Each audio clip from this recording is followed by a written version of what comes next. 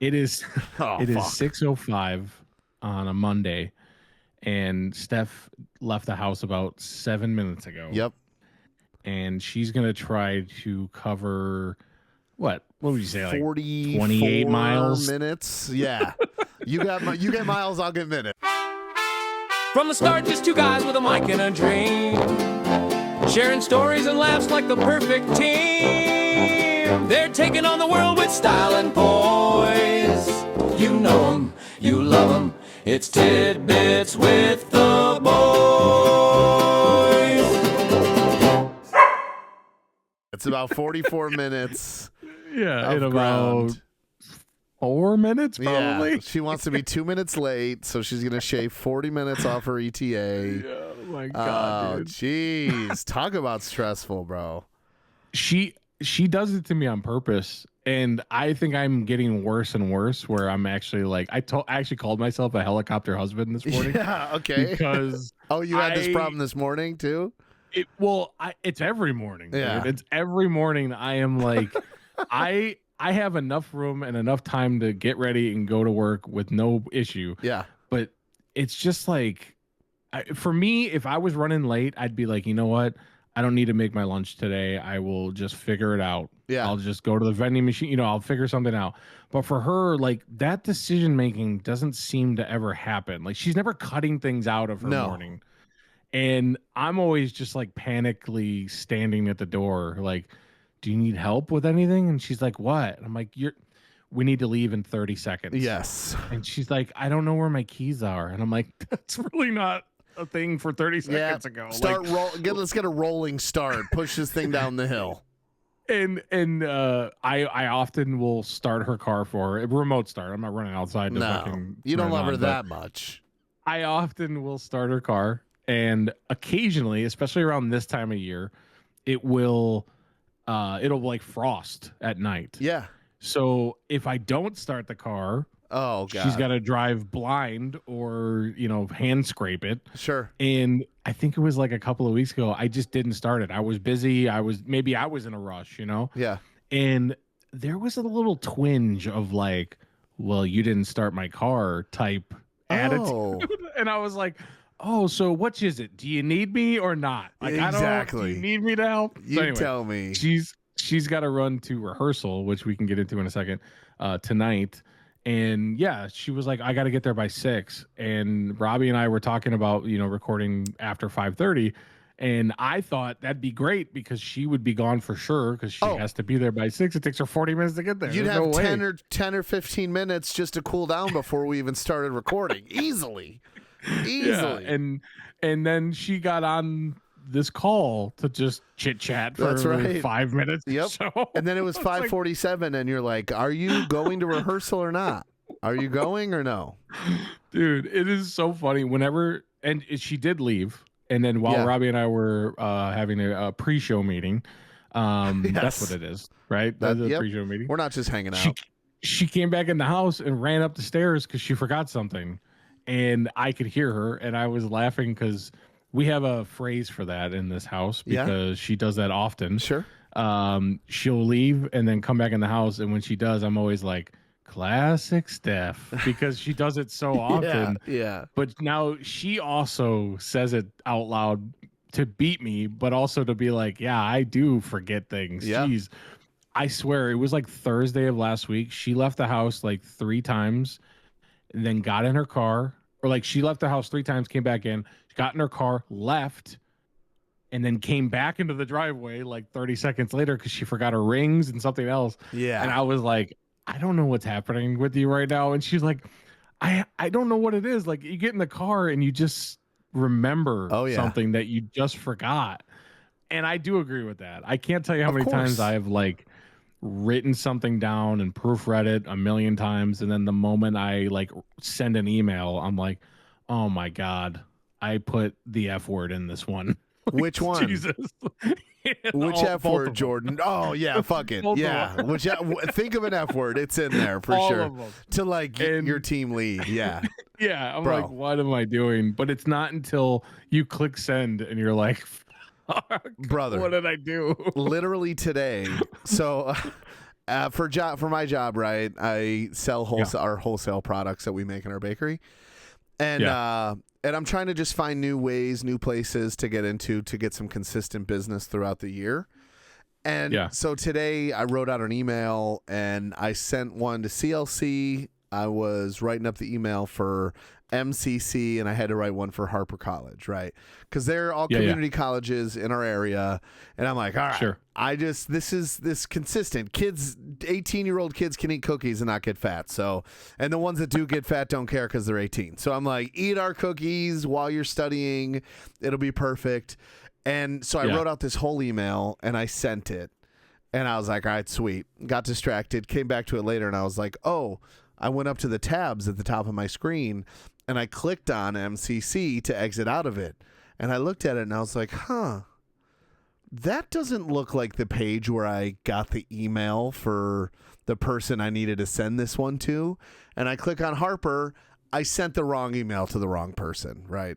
And now it's like I missed the 15-second window where you can unsend an email, which that's my favorite feature. Like you're saying, I use it all the time because unless someone is opening their email in the first 15 seconds, then it's like you deserve to catch me in whatever snare that you have set for me in my terrible, you know what I mean, mistake. But so I sent the wrong email to the wrong guy. And then I sent him a response because I panicked. And even that was probably too emotionally intelligent. I was like, I see you and recognize that you work for Harper College. And I want you to know that I sent you the wrong email. And I'm sorry. Essentially that. But I was like, I feel your feelings in this moment. I don't know what the hell I was saying, but I panicked. And I don't know. Unless there's a feature in Gmail where I can fucking unsend it later. I couldn't find it, so I'm screwed. Yeah, so at my company, we've used two different email situations in the time that I've been there.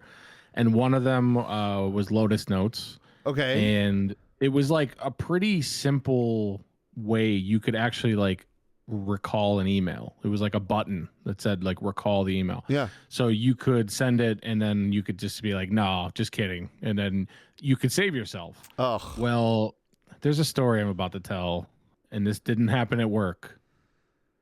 Yeah. This didn't happen at work. It didn't. I remember you telling me it did not happen at work. So. Well, we got Outlook maybe like, probably like 7 years ago at this point. Yeah. But at this point of this story, I was fairly new to it, right? At this place that wasn't your job, yeah. Yes, 100%. And we had a situation where every morning I would send, this didn't happen at work. Yeah. Every morning I would send an email to one individual and copy another individual. Yeah. And I would do the exact same for this other individual. I think I know exactly the story you're about to tell from that recreational thing you used to do after work. Yes. That you would send an email out every day about, and I'm already cringing. So go ahead. And the email that I would send was like statistic based stuff. Yeah. You know, hey, here's what you did not at work yesterday. Sure. And one time the individual's friend responded to the email with that person on it. Yeah. And now this individual could have said some really horrible shit. Sure. And he or she did not, actually. Good. It wasn't nearly as bad. Like it wasn't the greatest response. She could have been way meaner. Yes. 100% could have been way more intense and just inappropriate. Yeah. But the thing is he or she realized it immediately. And I was sitting across the cubicle from him. Yep. Not at work. At your recreational thing, yeah. He just like panically was like, how do you recall an email? How do you recall an email? Like he fucking screamed it. And again, I had only had Outlook for maybe like 6-7 months at that point, Yeah. and I didn't know because I never had done that yet. Of Like course. in the other situation we had, it was like a big button. It was easy to find. This one I didn't know, and so luckily somebody else knew, and so like they ran over to like help him, and I think maybe a minute had gone by, and it was like Too what late. happens when you recall an email is you get a recovery report. I think that's what it's called. Yeah. Actually, I could have just made that up, where it shows you out of the people you sent this to, this person read it, this person didn't read it, this person deleted it right away, this person did whatever, and immediately the person that wasn't supposed to be on the email had read it, and that was awkward. Yeah. And they're like, this person has read it, screenshotted it, and submitted it to HR. Yes, it was really awkward. Well, it gets worse because what happened was he or she called this person and was like, hey, can you come back to the office really quick? Because I think I accidentally sent you an email that didn't belong to you, or that what he didn't say this on the radio, but he said it until when she got back. Yeah. So or he, standing there, she or he, standing over her or his shoulder, basically watched this person click the already read email and delete it, and it was awkward, dude. It was super awkward. God. So I always tell people at this point in my career, I would have like 100 things to go do. Yeah. For the day. And sometimes I would get to like 70 of them and be like, you know what? Those other 30 can wait. I got the big chunk of it. I'm good. That day, I'm pretty sure I did that list twice. Like just I was 175 things. Yeah. Back into this office. No. I am definitely getting not. the fuck out of here. Yeah. So I mean that was one of the more awkward moments of my life. It was intense. Well, dude. listen, the thing is, it's really important to remember how to recall an email. Yeah, I should figure it out probably. Yeah. At that moment, I'll be honest. At that moment, I was like, "Wow, I'm gonna be manager tomorrow." Yes, holy shit! Of your brony club, the club of the recreational brony club that you were in. Oh my god, dude, fuck that. I can't even. Yeah.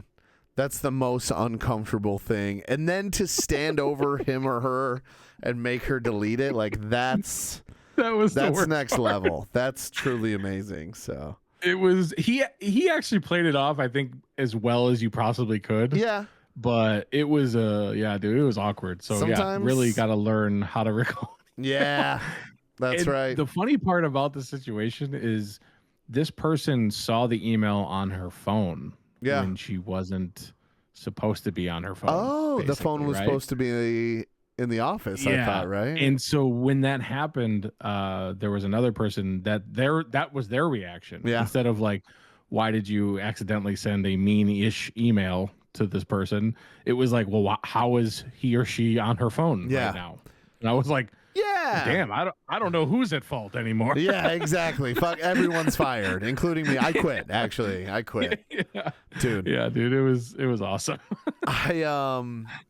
I actually had a moment at work the other day that made me feel akin to you when you're at work. Oh God. Yeah. Good or bad? Were you wearing tan pants? Luckily, no. Luckily, I was wearing like black and gray camouflage joggers. And I had gone out for lunch with Madison, and we got some pho. Do you like pho? Do you know what that is? I've actually never had it, and mostly because I'm not sure how to pronounce it. Sure, it's pho. I'm pretty sure. It's not. You know what's funny? You sent me that text, the story that you're about to tell. Yeah. And the robot on my phone will read text through my headphones. Sure. Depending on, the time or day. And it pronounced it right. And pho? I was like, oh, man, we're in trouble. Yeah. Dude, I used to call it pho. I wanted to appropriate Vietnamese culture and open a pho restaurant and name it Pho King, like the king of pho. But no one thought that was a good idea. So I don't know how to cook it either. So how about fucking delicious? Like, yes, that's not bad.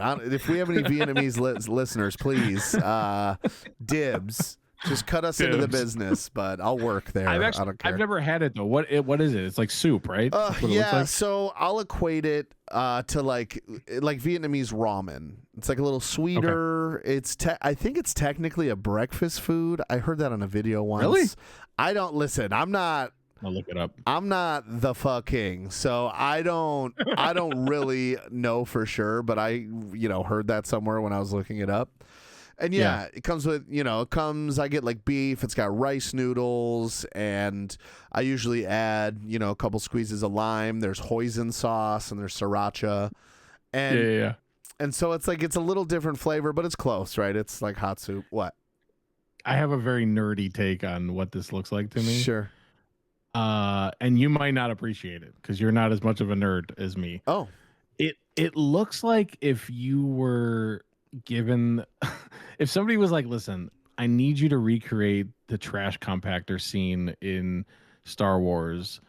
Okay. Go. And you just put all the noodles and like it looks like garbage. Sure. It's on the plate right now. Sure. It just looks like noodles and like dirty water and I'm sure it's delicious. I'm sure it's awesome. But there is a swamp creature in the water. Yeah, sure. Definitely. It is a brown broth. Yes. And I usually get, it's like the beef. Some of it's weird. It's like you can get beef tongue and you can get some like crazy shit. I just want some thin sliced beef is all I want in mine with the fucking noodles. It's delicious. But like I said, I had some hoisin and some sriracha, and I had taken probably like 3 or 4 bites of it. And then I was like, you know what? This is not a cheat meal because it really isn't that many calories depending on what you get. But I was like, this is something different I haven't had in a while. I'm gonna add a little more sauce for you, boy, because I don't know if you've heard this, but go ahead. I'm a saucy boy. If anyone, there's the payoff there for you. But so I grabbed this 11-pound fucking bottle of hoisin sauce. And I lifted up, and, maybe my hands were sweaty or I had gotten some broth on them from the couple of bites that I had taken. But I obviously did not have a very secure handle on this bottle of sauce. And as I'm pouring it into my soup, the bottle slips out, hits the front lip of the bowl, and it just catapults hot fucking broth all over me, all over the table, on the floor. Like it singes me, but then immediately cools. I don't know what kind of magic that is. But now I'm covered in pho. I jump up out of my chair. I'm soaked. The ground, it's a mess. There's beef and noodles everywhere. Our server walks over, and I'm just like embarrassed and disappointed that, what I mean, my delicious meal was gone now, and upset because I'm covered in now like lukewarm / room temperature broth. And it's like, then it gets cold fast. And then every step you take, because I'm wearing like basically windbreaker material pants. They were very thin. Sure. So then every step I take, it's cold. So now it's like, just everything that could go wrong is going wrong. And then she's like, were you almost done eating it? And I'm like, well, no, but I feel bad saying that because now you think I'm trying to get free pho out of this. It was just a disaster. Luckily. Wait. What? They didn't replace it? Oh, they did. Or is that what she was asking? Yeah. Okay. It's really cheap. This place, it's called Viet Taste in Libertyville. It's off Route 21. Okay. And first of all, it takes 15 seconds to get your food. I don't know how it's possible, but you order your pho and it's at the table, okay? Because the meat is so thinly sliced, it cooks fast in the hot broth, whatever. So yeah. And it's like $12 or $13 for an entree, which is nothing. You know what I mean? I feel like you go get ramen, it's like $22 anywhere you can go. But anyway, I've never had ramen outside of the top ramen packs that you cook. Really? Yeah, dude. Like when I was growing up, we used to have that all the time because it's fucking delicious. Yeah. I didn't even understand. Like, I mean, this is my parents' fault for sure, but I didn't even understand how to pronounce it. And Ramen. Because of that, I thought it was like the brand or the type, or Yeah. I didn't even know. Like, there are whole restaurants devoted to that food. Yeah. And like people get like shit inside of it. I would just have it normal. Like I could probably throw down like 3 of those right now because listen, they're fucking delicious. Come if on. you want enough sodium to clear out your fucking month today, go ahead and have one of those bad boys. If you're cooking 1 packet of top ramen, it's because it's the last one you have in the cabinet. No, you're never making just one. Yeah, 2 or 3 minimum. I agree. For the longest time, I also had only had top or maruchan, as I call it, the one in the cup with the corn and the peas. But then I don't know. It got to the point. I don't remember the first time I had it, but I was like, oh yeah, this is on another level. So I'll like crack an egg in my homemade ramen, but. Sure. Yeah, we got to go out and get some fucking ramen, dude. What? Dude, yeah. I'm excited for it. We never really found ourselves in that situation, you know? I want to ask you though, top ramen, how do you prepare it? I just want to know how you prepare it. Well, like the square brick what do you do there? So, I mean, it's changed over the years, right? I think I don't think I've microwaved it, but it used to be I would boil it, right, in the hot water, and then I would add the flavor at the end. But then I got to the point where I was like, okay, I'm smart now. And the noodles are absorbing the liquid. So what I would do is get the water hot or even just kind of warm. You know what I mean? I don't have the patience to wait till it's boiling. Pop 2 or 3 squares of noodles in there. Add the flavor right away. So as it absorbs the water, the flavors infused into the noodles. What's your? So you're missing one thing that I was waiting for you to say or not say. Yeah. And I think you did say it, but not in that way. I was always taught to break up the brick. Like, basically make the noodles smaller so that it's not a fucking Lady in the Tramp situation every time I eat this fucking thing. I mean, do you break your spaghetti when you cook it too? I wouldn't, but I mean, sure. But I don't know why I was always taught to do that. So like as a kid, I mean, I had like a fucking mallet. I was just like, like just breaking it in the bag. But now as an adult, break it in the bag first. And in the bag. And now I'm an adult. I could just like squeeze it with my bare hands and just crumble it. I used to do anymore. Like, I don't know. It's interesting. The other thing I also do is I don't measure shit. No. Like, I put as much water as I think it needs to go, and then I just fucking cook it. I just, it's more of a feel thing for me. It's like a fucking 29 cents a box. Literally. Cheapest shit in the world. Oh my God. And listen, I get where you're coming from. I would break up the noodles, but for me, it's like I don't know, I want to be Alvin and the Chipmunks. I want to have a full mouth of noodles before I swallow. And if they're broken sometimes, then it's like hard to get them. So I want these noodles to be as long as I can so I can swirl them on the fork and it's like looks like I'm holding the globe in my hand before I just shove it, just smash it down my throat. You know what I mean? I used to when I was a kid, this is probably fucking weird. I did this with spaghetti too. I don't even know why I'm saying this right now. I would hold one end of a spaghetti noodle, and I would like swallow it while holding the other end. I know. And then, why am I saying this? And then I would pull it back out. Okay. You never did this? No. With like nope. Nope. Like a long ramen noodle or a spaghetti. I mean, I already told you. My ramen noodles were very short. Were manageable.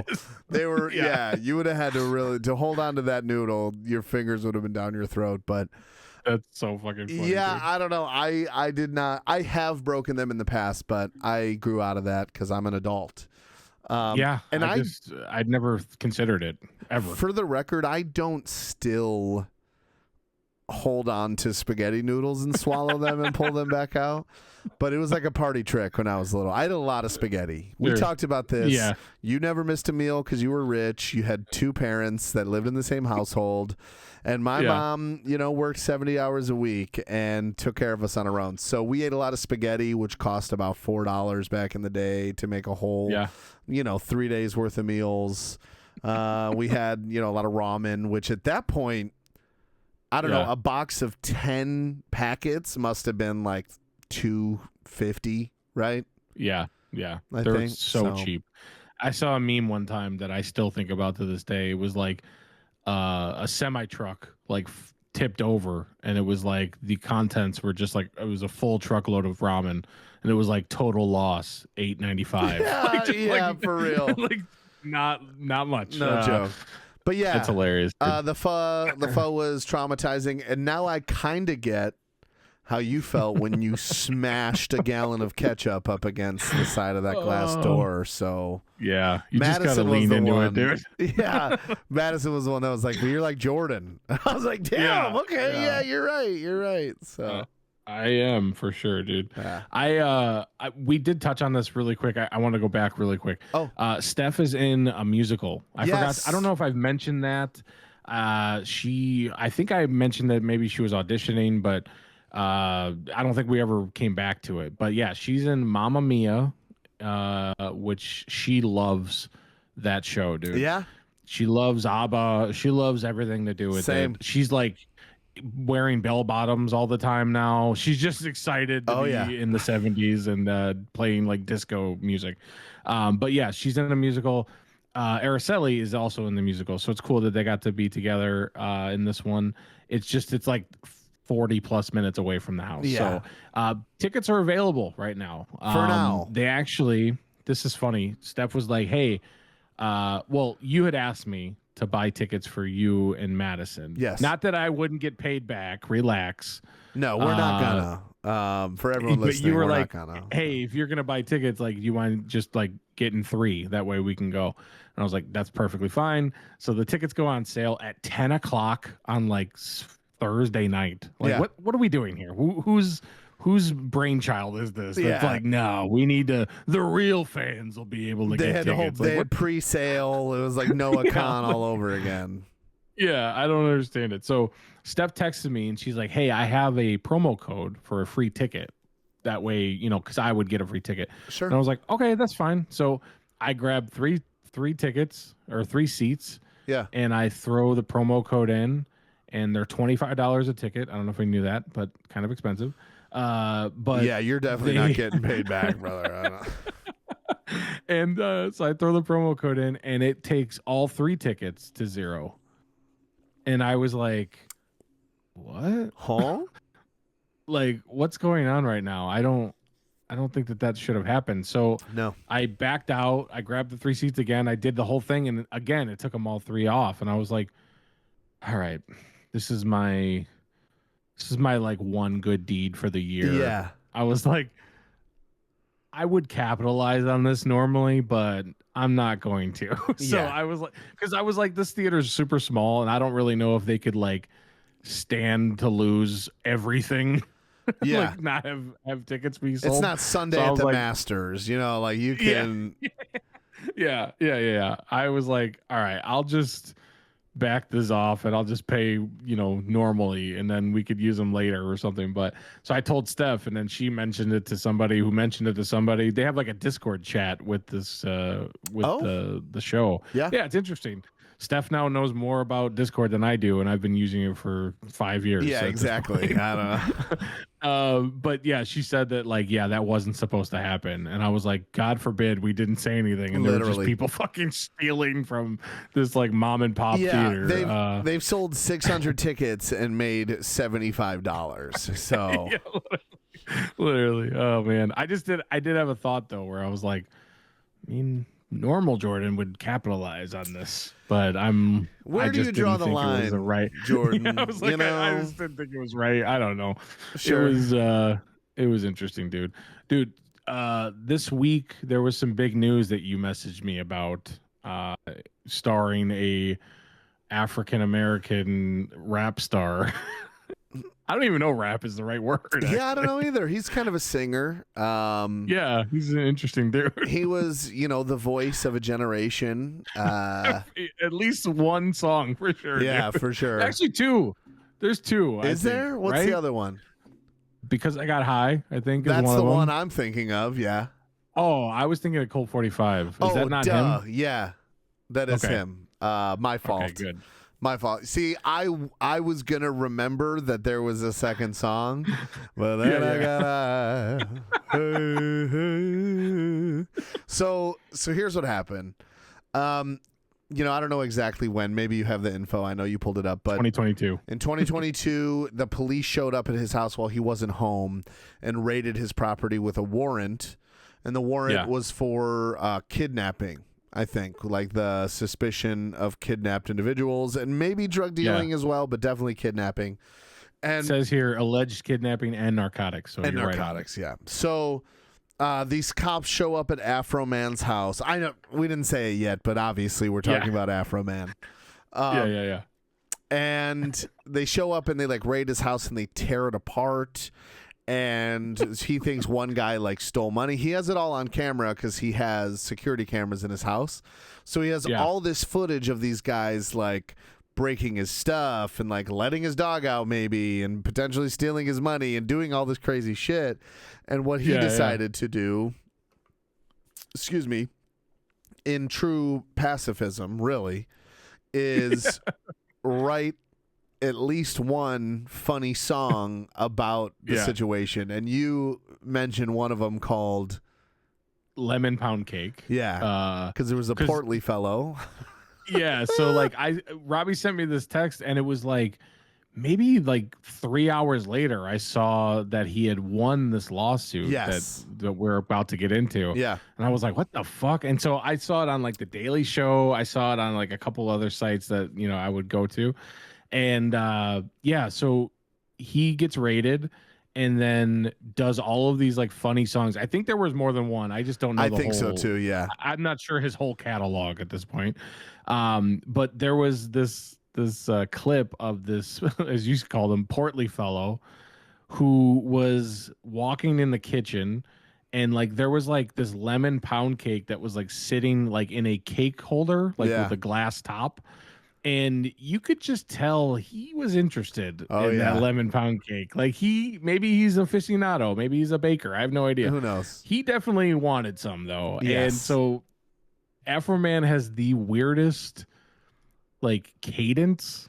I don't even know how you mix an Afroman song. It's is it weird? Is it poorly reggae? Recorded or is it that's how his voice just sounds? I don't know. It's an interesting. That's a perfect way to put it. He's somehow harmonizing with himself, but it's sort of off at the same time. But this song called Lemon Pound Cake, he uses footage from the real raid. Yeah. And is basically just making fun of this fucking guy. And one of the lines, hold on, let me just rewind it really quick. Yeah, one of the lines is they didn't find no kidnapping, but they did find some lemon pound cake. I don't know. You sound him. It's so fucking funny, dude. And so the police officers that were being made fun of sued Afroman for defamation and I forgot the other thing that what was it? Defamation and emotional distress. Yeah. And they sued him for 1 full pound of lemon pound cake. These 7 officers sued him for $3.9 million, alleging defamation, invasion of privacy, and loss of reputation. So fucking funny. There was a 3-day trial, dude. Yeah. A 3-day trial on this, and ultimately the jury found him not guilty. That's right. And basically cited that under the Parody Act, you could do anything as long as it's it's his footage, it's his property. It's artistic stuff. Yeah. That's why SNL can make fun of Trump every single day. Exactly. That's what. And I know that upsets you, Jordan. So I know that really pisses you off. So it's a really cool story, just because I don't know, man. It's interesting when guys that like I don't know Afroman's life. Yeah. But I would just assume he's getting high all day. And like apparently he has a legal degree. Yeah. Like, you know what I mean? Like, I don't know how this works. Crazy. It's kind of cool for like the little guy to win. I have a couple thoughts. Real quick. He lives in the middle of Ohio, by the way. Yeah. Yeah. Fucking just right. Afroman's chilling in fucking Canton or something. I don't know. But go ahead. For real.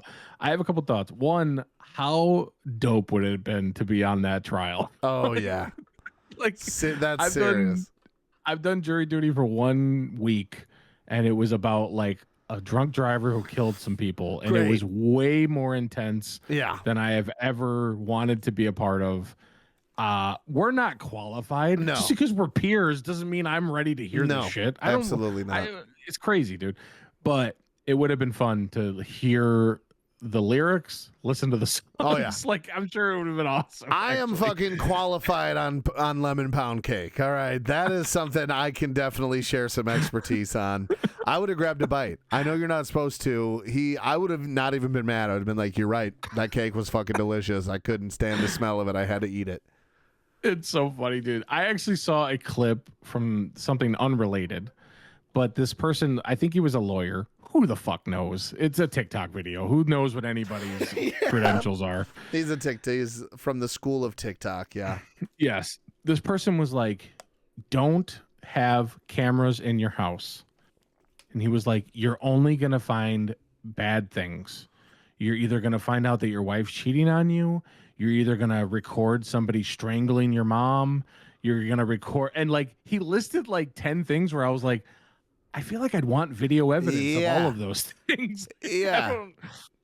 We have cameras in our house, but nowhere near the extent of Afroman. We have one downstairs in our living room that can swivel. It's actually kind of crazy. Ooh. It'll follow Albus around the fucking room. It's kind of cool. We have one in our bedroom that is off because we don't need that being published. Yeah. And then we have one that we have in our closet because Albus sometimes goes in the closet, and I like to know that he's okay in there. Of course. It's like he gets scared about everything, and he just wants to sit in the closet. But I mean, I mean, why wouldn't you want to know your mom was strangled by an intruder? Yeah, like, I'd like to see that guy's face. Actually, if my none of wife's ours cheating record, on by me. the way. So I don't know. That's nice at least. But it's funny. Yeah. Similarly, obviously we have a baby on the way, and Sawyer. Yeah. I don't know if I told you, Madison's pregnant. And so we're a month out, April 24th. So that's a month and a day from now. That's the due date. And she feels it. She's honestly, every single day I wake up and I'm like, she'll be like, ooh. And I'm like, is the ground wet? Are we sprinting to the car? I've got a go bag ready to go, so does she. But anyway. Yeah. We, we're renovating our basement, which is actually coming along. But nice. Sawyer was like legitimately offended because he's like, well, obviously I'll have one of the receivers for the baby monitor, the video baby monitor. I'll have a screen so I can, you know what I mean, get up in the middle of the night and take care of the baby, which is an adorable and very kind, compassionate thing for him to say. He wants to be a big brother. He's so excited. But we're also like, well, for the first, I don't know, 6 months, year, however long, the baby's is gonna be sleeping in our room in a bassinet, and I don't want you to have a porthole. Is that the porthole? Yeah, sure. Portal, maybe, and let me just smash those two together. A portal into my private space. You know, who knows whether it's we're nursing the baby or talking shit about the other children in the house or whatever else might happen in the privacy of our bedroom. Like, Sawyer does not need to see that. Okay, so of course. But if I was being strangled to death, I would hope that he'd have video record of it so he could look back on that and cherish that for the rest of his life. So, listen, I know that you think him offering his help was adorable because it is. That's a really adorable thing. Yeah. I was an older brother, but only by like 4 years. So Not I 11. was barely out of diapers by the time Jeremy was born. Yeah. The thing about this though is he's lying. because the moment he actually did it more than once, he'd be like, well, fuck this. No, yeah. We told him, we're like, you can just sleep. How about you just get a good night's sleep? Let's just go with that. He'd be like, wait, I can't play my iPad and do this at the same time. Yeah. There's no fucking way. If we have the robot that he could control from his iPad, then hell yeah, he'd be all in on that for sure. So that's hilarious. Dude. That's ridiculous. I mentioned this a while ago that the PBS was like doing the Revolutionary War documentary. Ken Burns, Mark Hunt, and what's his name? Ken Burns. Oh, Mark Hunt is a MMA fighter. Oh, I was thinking of his brother Mike. So I mentioned this a while ago, a couple months ago, I think, and I have yet to watch all of them because they're 2 hours long. Yeah, but I also love to fall asleep to them, if that makes any sense. Of course.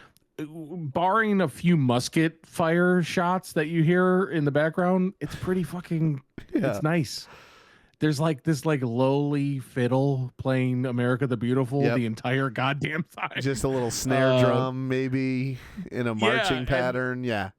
And every so often they will like read a diary entry from somebody and it's a different celebrity's voice. Sure. And I mean, there's something to be said about laying down and being like, that's Tom Hanks. I know that's Tom Hanks. Yep. It's cool. And so I've watched / listened to a lot of them. And recently I went on the PBS app and they were like, listen, we are the public broadcasting system and you've been stealing from us for a while. Yes, and you have. it's time to, pay up. You're a pirate. And so I was like, I don't know if I should. Well, first of all, I'm not even sure if it was just like a free month or something. I have no idea. Sure. But they were like, hey, it's time. If you want to fall asleep to Tom Hanks, it's only Tom Hanks. Yeah. There's a lot of others. If you want to fall asleep to this show, you need to pay. You need to sign up for PBS Plus, whatever the fuck it's called. I think it's called Passport, actually, which is fine. Cute. And so I was like, you know what? I have 11 streaming services. I do not need this at all. Like, this is so silly. And then it asked me again, and I was like, all right, how much is it? Let me see. I was like, all right, let me just look at it really quick. It's $5 a month, and which is nothing compared to, I think Netflix is like $25 for me right now. It's fucking insane, dude. What's that, an Egg McMuffin? Yeah, literally. That's how at least a bowl of ramen. Yeah. That's actually how I equate money in my everyday life. I'm like, how much is this going to cost me? And Madison's like, it's 7 Egg McMuffins. And I'm like, oh, fucking let's run it then. Let's do this. It's hilarious. I mean, that's a good way of thinking about it. But so I was like, you know what? I could do it. It's $5. I think I signed up for the whole year. So I think it charged me $60, whatever. Sure. Well, the thing about PBS that I have yet to know, because I was not a 70-year-old grandma watching PBS when I was 4 years old. Of course. They offer like incentives. So I signed up and they were like, you're part of the fucking Passport package. You get a free gift. Oh. And I was like, all right, you had me at free gift. Yeah. And so it had like a little, like a web page with maybe like 20 gifts on it. And then there were like 20 fucking pages of gifts. And I was like, all right. So I'm like sifting through, I'm going one or the other. And they're not great. They're for $5. I get it. They're trying. How dare they even offer me anything? It's kind of ridiculous. Of course, they're losing money at this point. But so I go and there's like DVD sets of like things and there's like tote bags. And, just one like of those pens that's like 6 different colors of ink. Yeah, there's a floating logo inside of the logo. Like, I don't know. Yeah, exactly. And I was like, all right, I don't want any of this stuff. But one item did intrigue me. But it was like, I don't need that item. It's a silly. I don't need the shit. Sure. Well, I got it. Mary Roberts might enjoy this, actually, because she probably has one and knows how to use it. Yeah. And no, it's not a potato ricer. Because I know you have one and I know you know how to use it. Hell yeah, you do. They had I think it's called a food scraper. I'm not even 100% sure what the name of it is. It's just like a piece of metal with like a fucking handle. People used it to like scrape vegetables into like a bowl or like clear off their fucking cutting boards or whatever. I was like, I don't have one of those. And often I do need to scrape food. I feel like off of cutting boards. I'm constantly annoyed with like trying to do it with a knife and having it all fucking go everywhere. Yeah. So I was like, all right, I'm sure it's going to be chintzy and fucking stupid and just awful.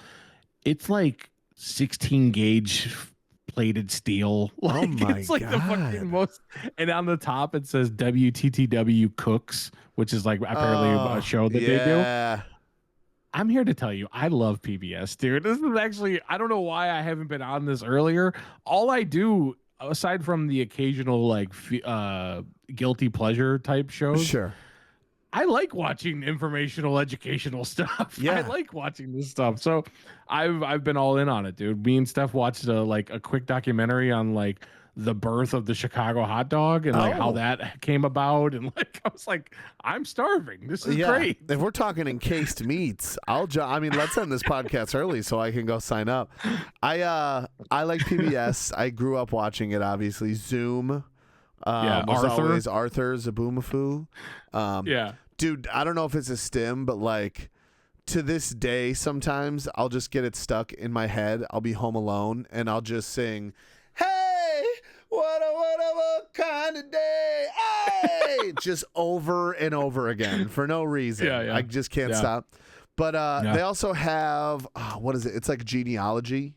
They do the show where you can, and the worst part is they're like, Scarlett Johansson actually turns out your father was Joseph Goebbels, the second highest ranking Nazi in World War II. And they're always like, that's not good. My Jewish husband would not appreciate that. But anyways, I'm going to have to jump on. I know those things is like dough cutters for people that make sourdough bread. I don't know if it's a scraper or a cutter, but it's multifunctional, and you have one. So now you can try it out. I could definitely like de-ice my windshield with it for sure. Yeah. It's definitely serious. Or Steph's if you forget to start her car. Asshole. That'll never happen again. No. It's funny, dude. You mentioned Arthur. That song is in my brain also. Yeah. That it's and incredible. The Angry Beavers fucking theme song. Those two are just on repeat. I had sent the video to Robbie, like the YouTube video of the Angry Beavers theme song, and I was pretty fucking dead on. I don't know why, but I started in like the second verse. I'm not sure. When I did my rendition, I totally forgot the beginning. Well, because you had run to the kitchen to cook up a quick ramen. And ramen soup. And you would have been on time if you would have just opened the package and poured it in, but you had to crunch up your noodles first with a mallet. So you probably missed the first half of the song, if I had to guess. But yeah, I don't know. I love that. That brings me back to, I think I might subscribe because PBS is like publicly funded, obviously, and a lot of their funding was cut recently, from what I understand. And so they're relying solely on like donors, which they always said you could donate along the way. While you were watching it, but I was too young to do it at that time, and then I started to masturbate, so I didn't need to watch PBS as much. I had plenty to just pass the time after that. So, dude, the beginning of each episode of the Revolutionary War doc is like 5 full minutes of like, brought to you by Steve from Tampa. Like, it's nothing but like corporations and like people that are just individually volunteering. Thanks to you, to put their money in. Steve. It's awesome. Steve's a good guy, big supporter. He made a lot of money in the shark business down in Tampa, and he shares the wealth. So listen, dough cutting made me think of this because I feel like I saw this recently. This is a quick hitter. So there's a show on Netflix called Nailed It. Are you familiar? It's a baking show. I am. I've seen at least one.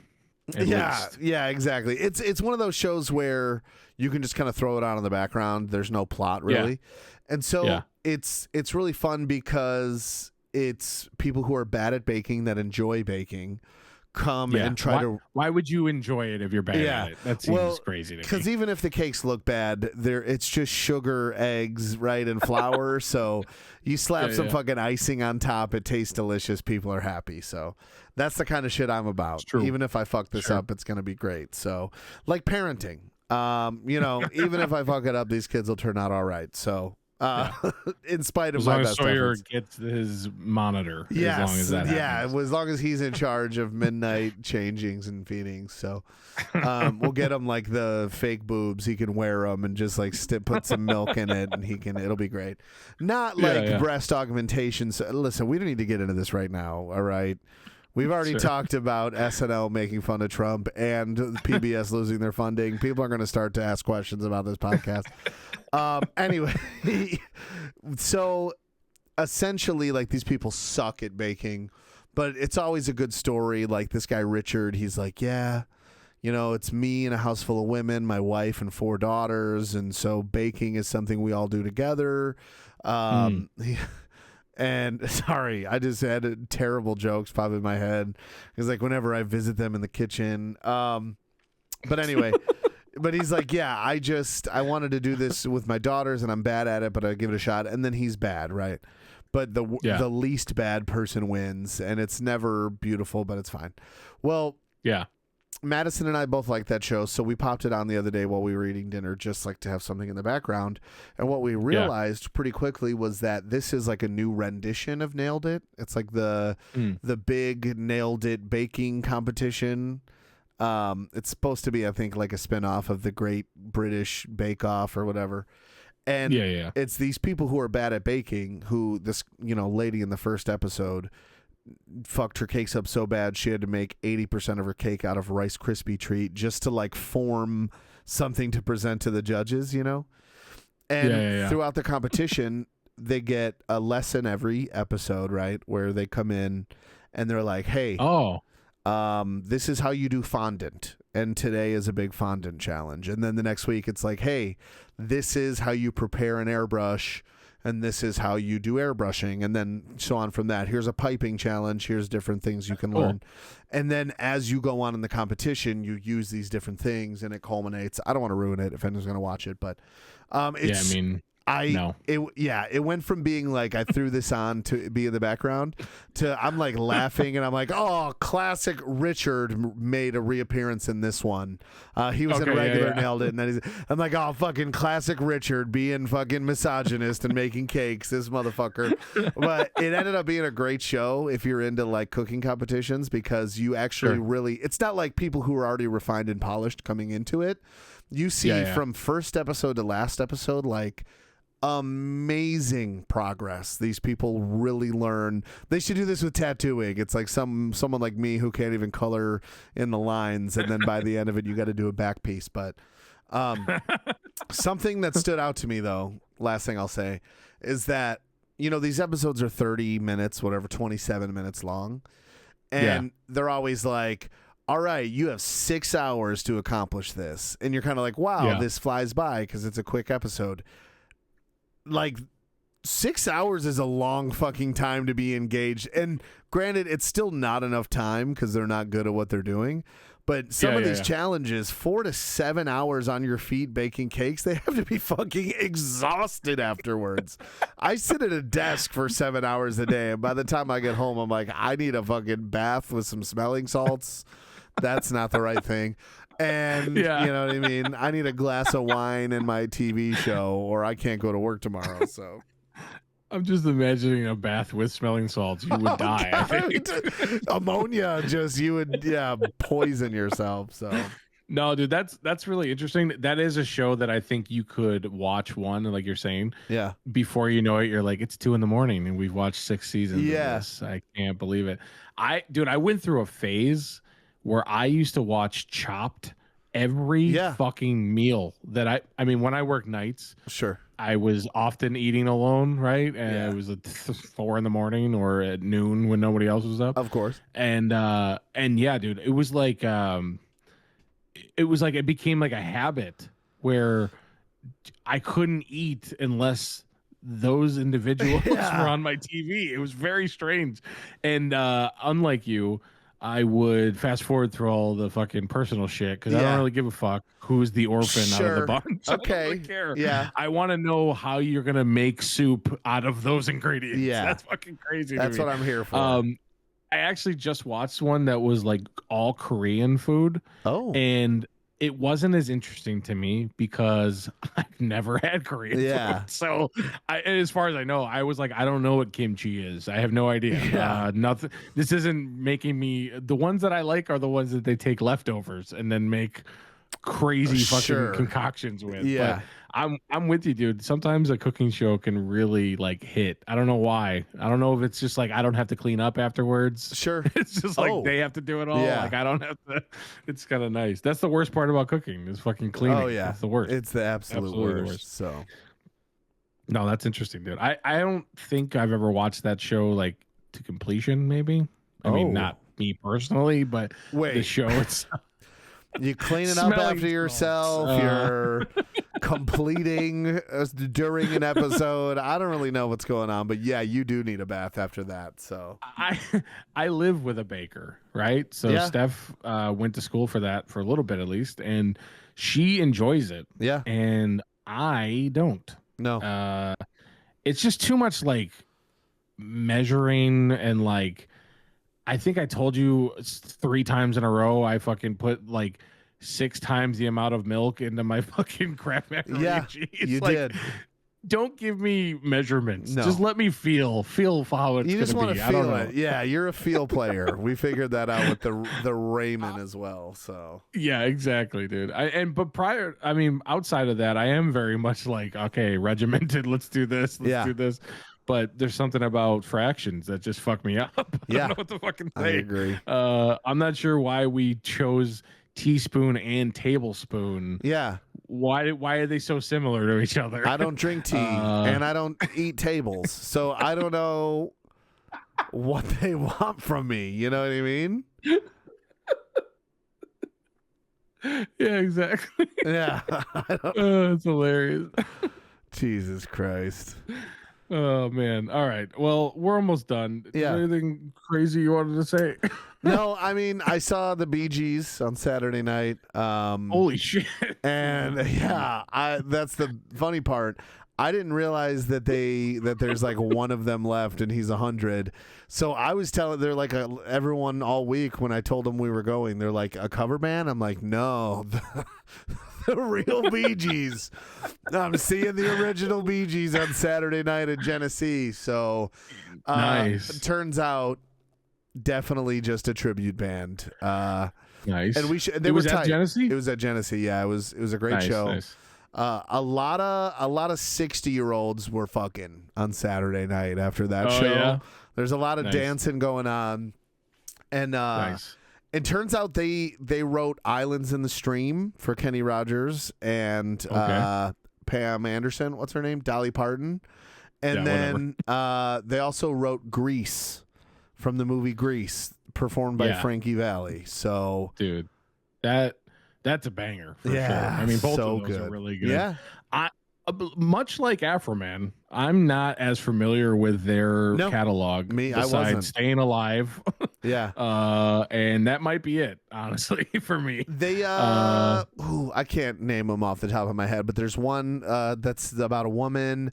There's a couple good ones. You would know them if you heard them for sure. That I was like, duh. Sure. Of course, that's the Bee Gees. I actually was like, the guy, they came out on stage and the guy who was Barry Gibbs, I think is his name, was the guitar player. And then there was a guy standing next to him in a bad wig who was just like harmonizing with him. And I was like, damn, kind of feels like that guy's pointless. Like, why is he, and he was dressed as one of the members. So I'm like, should he be playing an instrument? What is his role here? And then it got to a song where he was the lead singer.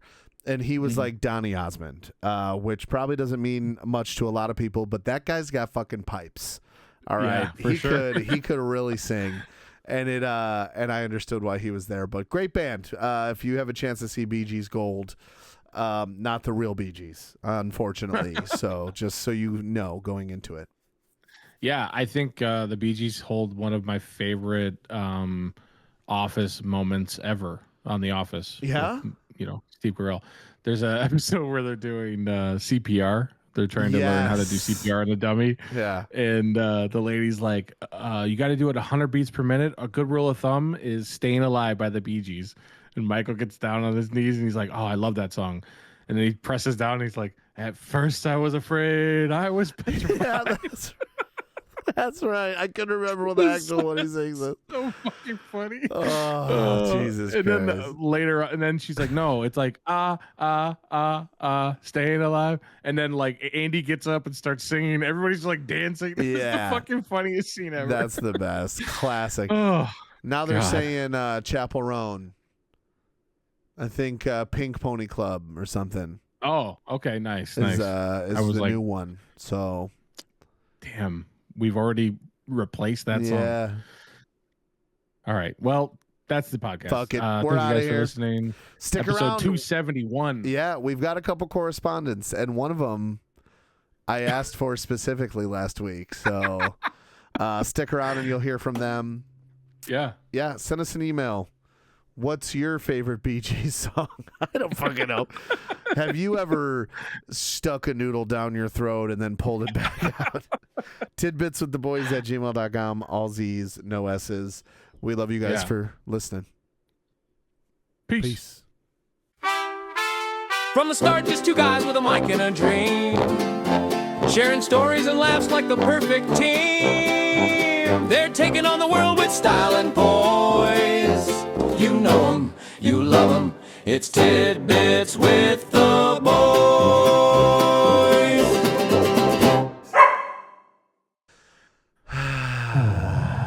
Yeah. Oh my gosh.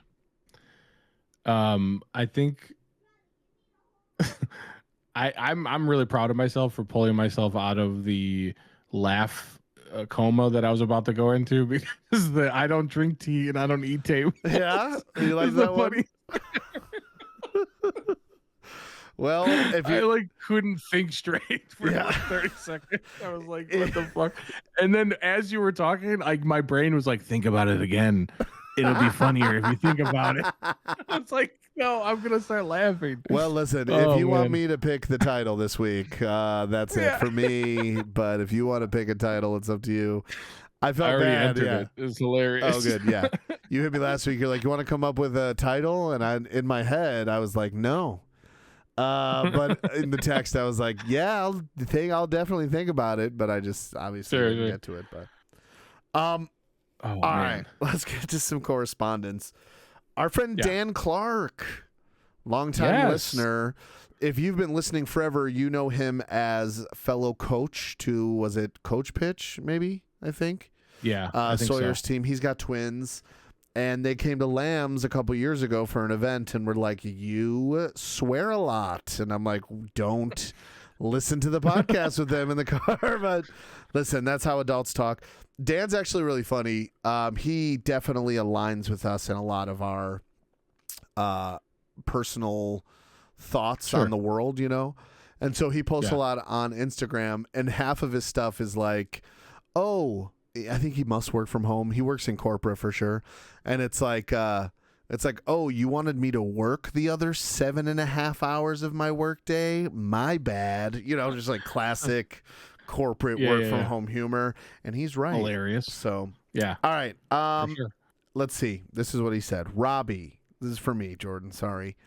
Yeah, I know. Him and the Talks.co lady, the two of them fucking were just the three of us are best friends. Robbie, keep killing it on the journey. Why, thank you. Love hearing about the floor hockey experiences. Please join the team next year. I need you next year, Dan. Please join. I've been thinking about life from a parent/kids perspective and Saturday morning cartoons. When I was 8, I remember thinking I was getting away with shit while sneaking downstairs to watch TV, and my parents most likely loving the chance to sleep in. The juxtaposition throws me off a lot when I think about how slick I thought I was in the 80s. Agreed. Seriously. As a kid, you're like, I'm going to go get a Pop-Tart and just watch TV. And your parents are like, shut the fuck up. I'm trying to sleep, right? Yeah. I really have never thought of it like that. Yeah. And he's right. I remember similar, trying to do something and being like, oh God, I hope I don't get in trouble. My parents were banging. That's what was happening. They weren't.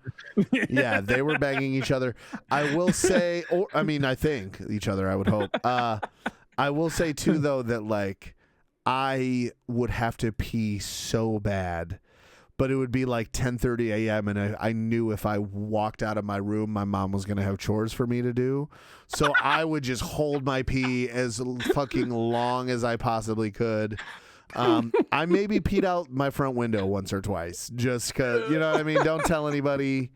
That's embarrassing, but your mom would like set up like a Indiana Jones booby trap for you. The moment you got out of your room, there'd be a tripwire that would make a giant boulder run down your hallway. Chase me into the garden to pull weeds. Yeah, there was no fucking hiding from that lady, but that's hilarious. I will say, Dan, I've never heard you use the word juxtaposition, so I don't know if that was because you knew I was going to read this on air. You thought I'd mess it up, but also, with all due respect, this is a corporate guy. Jordan, I don't know if you had some thoughts about the email. I did have some thoughts because the initial email that comes on my phone is, through the iPhone mail app or whatever. Yeah. Mary Roberts probably doesn't know about that one because I don't know if it existed at iPhone 12. No. You know who else has an iPhone 12? Your best friend Jason. He showed me on Saturday, and I was like, "What the fuck?" Listen, if he does one, and with all due respect, all right, Jason, I get it. I know you're actually doing some workouts. If I get one more quote unquote other workout for 915 calories, I will never do a competition with him because he's just like. I guarantee you he's doing a 7-hour workout where he's just like taking a shower and drying his hair because I don't know what other means. Okay. Figure it out. It's other. Do real exercises or I don't believe you. Anyway. All right. So back to Dan's email. Dan. It all came in like this really heavy font. Yeah. And I was like, what the hell? And then it just says sent from my iPhone at the very bottom. And I was like, I don't understand what's going on. There was like an ellipses at the end. So like it looked like either Dan got tired writing the email just said fucking or something brother. got cut off. And I was like, Robbie, I think Dan typed this entire thing in the subject line of this email. He did. He sure did. So I had to go onto the Gmail website to fucking look at it. And sure enough, that was for some reason the Apple Mail app is like, I don't know, 6,000 characters should be enough for a subject. Why is this happening? It's plenty, right? And so it didn't even want to show the whole thing. So I texted Robbie. I'm like, Dan's clearly not a big email guy. I don't know about this one. Yeah, seriously. If he's not on Teams or whatever they say, we're not that corporate at my place, but yeah, hilarious putting it all in the subject. If anything, Dan, and listen, I'm not ageist. We're not that far away from each other. That was a very grandma thing to do, is put the whole subject or put the whole body in the subject. But thank you for the email, and please respond about us calling you old for putting everything in the subject. So, and then Mary Roberts sent us several things, and I feel like you responded to most of them. So I'm not even sure which one we haven't talked about at this point. I'm looking at all of them. Wednesday. Okay. She likes the re-edition of fucking Idiot of the Week. Oh, yes. Okay. Yeah. She said, weighing and tracking food is so depressing. I can only eat 1,600 calories. If I want to lose any weight, I could eat 1,000 calories cheese in one sitting. Hell yeah. There's some words missing out of those sentences, but it's fine. It's close. And that's true, honestly. Cheese is a fucking disaster because who eats just one thing of cheese? No. I mean, literally. What are we talking about? She says, I recently turned down cake at a party and people thought I was being judgy and rude. Oh my God, Mary, I'm with you. It's the Buntinis all over again. Literally. She said, Jordan, try Chronometer for food tracking. It still has ads. She must be voice texting or something. Ads is not the right word. But it's not as bad as some. Our friend Mary had a couple glasses of wine on Wednesday afternoon. All right. Just kidding. Wine and cheese for her. Cheese, yeah. I actually tried that, Mary, and I don't want to do any of it. It's really just I don't have like at least at this point, the habit to do every single time. I've already devoured whatever I've eaten, and then I'm like, wait a minute, I didn't weigh anything. Like I don't think about it. I track first. I make my plate, and then I sit down and I track, and then I eat it. Honestly, though, at this point, it's just bumming me out because I have not been. I've been at about where I need to be to not gain weight. But I have not been where I need to be to lose weight for sure. And and it's just really been making me sad. But anyways, carry on. She says the drop money prank is always at Walmart, peak Walmart clientele. She's right about that. She is I right. can tell from the flooring. The flooring is Walmart. Definitely. And then she sent cream cheese frosting with a bunch of drooly faces, which, I mean, I'm right there with her. And then cream lastly here... Can't believe it's 270. This one might be her favorite cover photo, which was the us as like Rugrats characters. Jesus Christ, did you just get an alert? I did. Other 9,000 calories. Yeah. Congrats, Jason, on closing all your rings. What a surprise. All right. It is impressive. What a good timing. That's hilarious. She said, I just work out at my neighborhood gym, and when someone is on my favorite treadmill, I get real pissy. Don't be messing with my routine. I couldn't agree more. Yeah. My favorite cartoon growing up was Bobby's World, dude. Okay. I watched a lot of Bobby's World for sure. My favorite cartoon when my kids growing up was Bubble Guppies. Never heard of that in my life. Yeah. Not sure if that's a real thing. It's solid, I think. I like Octonauts. Perfect. Personally, Octonauts was good. Okay, and then she followed up that message with, wow, just reread that, and I overused fave and favorite. I need to crawl in a hole and die now. Okay, she's a little hard on herself. Yeah, didn't notice like an exuberant amount of fave or favorite. Felt appropriate for the message. Yeah, I mean, twice is not that much. Yeah, we got to hope that she's alive and listening to this and not dead in a hole somewhere. Because not too much favorite. It's a positive word, so use it as much as you want. You are good to go. Yeah. It was, so thank you, Mary, for sending us all of these messages. Yeah. I really do appreciate it, honestly. It's fun to, like, it's like Christmas morning sometimes, like during the week. I'm like, oh, hey, look at somebody hates us. If I see a text message and it says from you and it says one photo, I'm like, this is either someone loves us or Jordan's finally sending me a picture of his dick. So one or the other. But anyway, you'll never know. Yeah, we'll see one of these days, right? All right. I think that's it. We love you guys. Yep. Specifically Dan and Mary this week. So everyone else, fuck you. Yeah. But Dan and Mary, we love you. So keep that in mind when you decide whether or not to email us. But all right, you're right. Sure. Bye. All right. See ya.